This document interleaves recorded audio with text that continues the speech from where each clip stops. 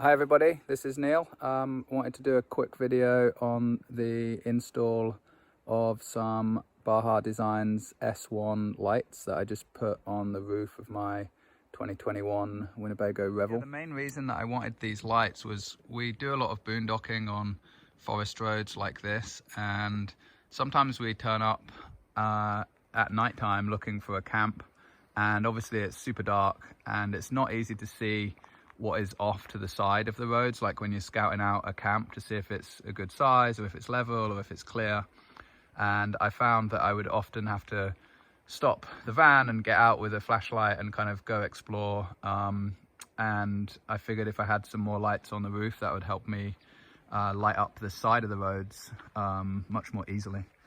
And so I looked at a few options, but the Baja Design S1s are pretty awesome in terms of like the power that you get for the size and for the money.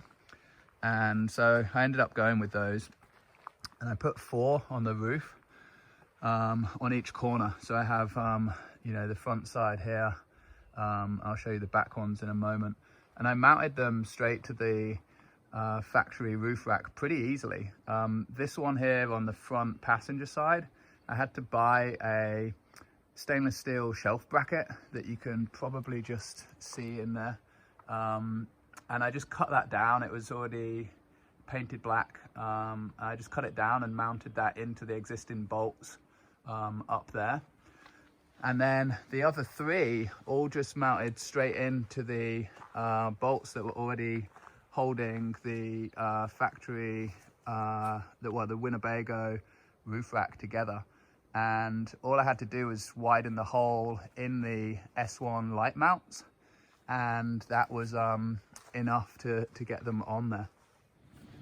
So you can see the wiring here. I ran all the cables straight through the roof access port. I used cable glands this time. When I installed the weBoost originally, I just drilled it and corked it, but the cork had come loose over time, probably vibrations and sun exposure. So this time I put some cable glands in, and it's much cleaner and I think a much better solution. And the cables just run along the factory roof rack. I just zip tie them, try and be as tidy as I can and keep them along the tracks. And yeah, it's pretty easy to run the wires up here actually. Okay, onto the interior. So all of the wires that I showed you that go in through the roof access port actually come into the vehicle behind this liner here, and there's actually quite a bit of space behind this liner, and so it's nice because I managed to run all of those wires hidden, and they run through the side there behind this wall and to this switch. And so this is a switch that I bought off Amazon. It's a 5-gang switch. It has LED lights for each one. It's only about 15 bucks and it seems relatively well made, and super happy with it so far. First of all, I was considering one of the Trigger 6-shooter wireless switches, which is super cool, but I realized they didn't need a wireless switch because I actually wanted to have these powered from the lithium house batteries like the other Winnebago installed exterior lights, because I plan to use these lights as much at camp, kind of for setting up camp, as I do for just scouting for boondocking sites. So I bought this one instead, and it was super cheap and it works really well. And of course the cabinet door kind of clears that nicely. There's plenty of space there, and yeah, looks pretty decent.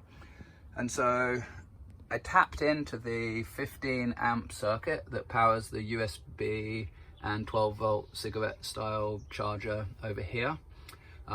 Pretty easy to tap into that. It's 15 amps, and these lights I think are 1.5 amp each, and so yeah, it should be plenty of current there for them. And I'm unlikely to use all 4 at once either, to be honest. So the other thing I wanted to show you was the weBoost. So I've now hardwired that in, which is nice because I don't need to keep messing around unplugging the wires. So it's now on this switch, which is pretty good. And the wires, again, I just run behind that liner, so they're nice and clean. And then finally, I actually took out the cigarette style port up here because I rarely use it. Most of my gear is USB charging, plus there's about 3 or 4 other ones in the van.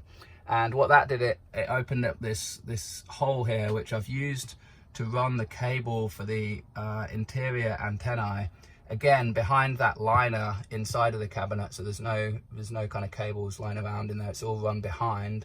And I've put a metal plate on here with some VHB tape and some pretty strong magnets on the other side of this metal, again behind the liner so you can't see them. And I've run the cable up there, and this then just kind of snaps on with a magnet. And I drove for about 20 miles this weekend on pretty bumpy forest roads, and it didn't fall off, so I'm pretty happy. And what that allows me to do is take that off and then pull this down. It's hard to do with one hand.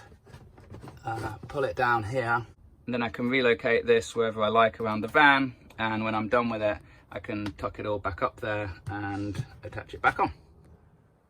Okay, so here you can see the regular running board lights on, but also the 2 back Baja Designs S1s. So they're pretty bright, certainly light up this whole area pretty good. And now additionally I've turned on the front driver's side light, and so yeah, you can see that it lights. It's a good kind of, I'd say it's a good 50 feet or so, but yeah, certainly within the sort of 30-foot range it's pretty bright. And so yeah, with the ones on the front and the one on the rear, like it's really quite well lit right now. So yeah, overall I'm pretty happy with the Baja Designs S1 lights. They do exactly what I was hoping them to do, and pretty easy to install really on the 2021 Revel, at least with the roof access port. So yeah, hope this video was helpful to someone, and thanks.